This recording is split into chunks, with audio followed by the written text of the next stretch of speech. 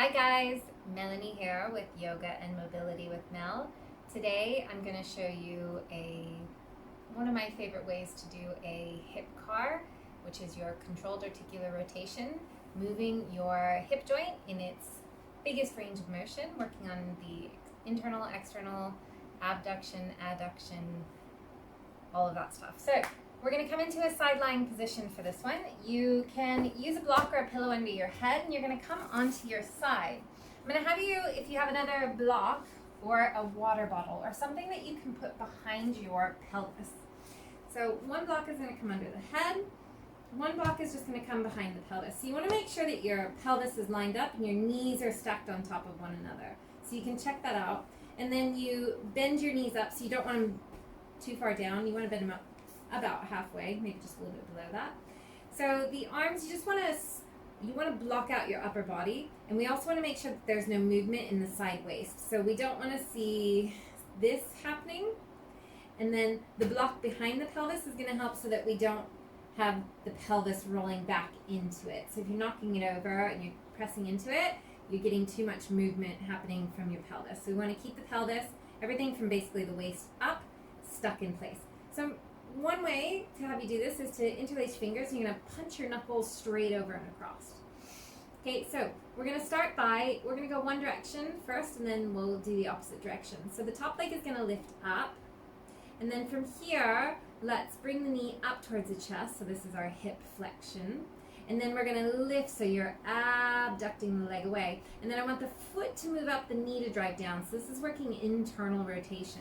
I want you to keep the leg in a 90-degree angle. So another nice way, if you have another ball or something you roll up and just put behind the knee pit so that you don't extend the leg out. You want to keep that leg in 90 degrees, or even a little bit, just bringing the heel towards the bum. Okay, so you're going to press back. So foot is up, knee is down. You're going to squeeze back. You're making sure that you're not crunching in the side waist here. Hip extending back. You're not knocking the block over behind you, so that you're getting into the hip extension as you press back. And then you're going to adduct, so you're bringing the hip down, legs towards one another, and then you flex back up towards the chest. Okay, and then we'll do it again. So you lift the leg, the foot drives up, knee drives down. Keep 90 degrees or less. And then you're going to squeeze back, making sure you're staying strong here, and then you're going to bring it down, flex back up towards the chest. And again, lift the leg, foot drives up, knee down, squeeze, hip extension back, pressing that hip back, bringing the leg down, and then flexing back up to the chest. Just going nice and slow, keeping a nice steady cadence so you're not rushing. Foot drives up, knee down. This is the hard part, so people sometimes like to rush over this, but try not to. And then adducting, bringing the leg down, flexing back up towards the chest. And then we'll do one more. Lift the leg, foot drives up, knee down. Press, squeeze back. Hip extension, make sure you're not arching forward. Bringing the hip, leg down, back up to the chest. And then let's reverse. So you're going to drive back, hip extension, squeeze back, make sure there's no movement in your spine, and then you're going to go foot down, knee up. And this is where your pelvis may roll back, likely. So that block is going to help to block you out so that you're aware if you are. And then you're going to bring the knee up towards the chest, swing it in towards the center, and then back again. Press the hip back. Foot down, knee drives up. Squeeze knee up to the shoulder, as close as you can to the armpit. Then bring it into the center, and then back again. Nice, slow, steady movement. I'm keeping my upper body squeezed. The more you squeeze the upper body, you could also grab onto a kettlebell in front of you. If you have a heavy kettlebell, that also works really nice. Good, one more. Squeeze the hip back, foot down, knee drives up. Around,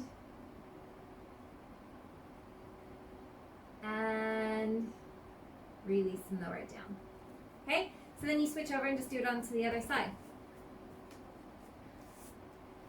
Switching around, head onto the block, Lock behind your pelvis, get yourself nice lined up first, and then taking your arms straight over and across, squeeze everything from your hip up, keep it nice, squeeze, tight, concrete, okay? Then let's do the other leg, lifting the leg up. You're gonna drive the knee up towards the chest, lifting the leg, slow, foot down, knee down, foot up. As you extend back, keep this stuff stiff, don't arch your back. Pressing the hip back, hip extension only, and then you adduct it down and in, and then flex the knee up towards your chest. Lifting the leg, foot drives up, knee down. You have to really watch here.